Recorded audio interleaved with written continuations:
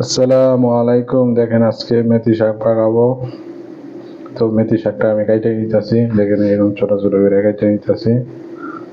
তো ভিডিওর সাথেই থাকেন, আমি কিভাবে পাকাই মেথি শাকটা ভাজি করব, তো এটা দেখানোর চেষ্টা করব। দেখেন আমি মেথি শাকটা কাইটে নিতেছি ছোট ছোট করে, এভাবে কেটে নেব। এভাবে ছোট ছোট করে কেটে নিতেছি। শাকটা ভাজি করার জন্য আমি দেখেন পেঁয়াজ, মরিচ, রসুনটা আমি শেষ করে নিছি, এটা আমি কাইটা নিছি। শাকটা এই জায়গায় আমি পাক করব এই কড়াইতে। দেখেন আমি পরিমাণ মতো তেল দিয়ে নিতেছি, তেলটা দিয়ে নিচ্ছি পরিমাণ মতো। তেলটা আমার গরম হয়ে গেছে, আমি পেঁয়াজটা কেটে রাখছি, পেঁয়াজটা রসুনটা মরিচটা দিয়ে নিছি। পেঁয়াজটা সুন্দর করে আমি কষায় নিতেছি। পেঁয়াজটা কষানোর পর আমি এটার উপরে দিয়ে দেবো শাকটা ও পরিমাণ মতো লবণ দিয়ে দেবো উপরে। শাকটা আমি দেখেন কাইটা নিচে ছোট ছোট করে দিয়ে নিতেছি।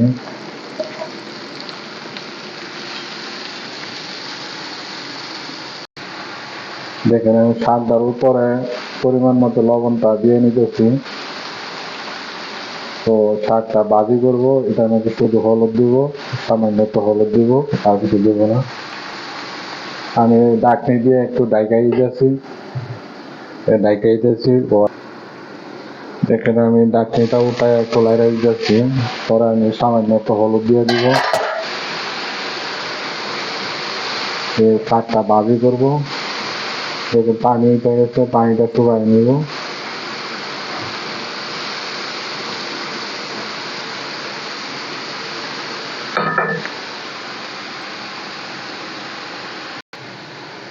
সামান্য একটু আমি হলুদ দিয়ে নিতেছি পরিমাণ মতো।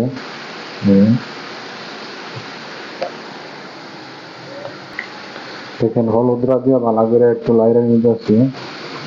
একদম পানিটা শুকাই নেব, পানিটা লাগবো না, পানিটা একদম ভাজি ভাজি করে নেব।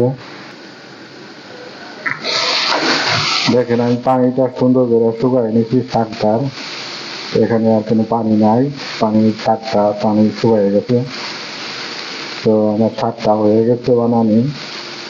তো আপনারা দেখে যদি ভালো লাগে তাহলে একটা লাইক কমেন্ট করে শেয়ার করবেন ও আমার পেজের সাথে থাকবেন আশা করি।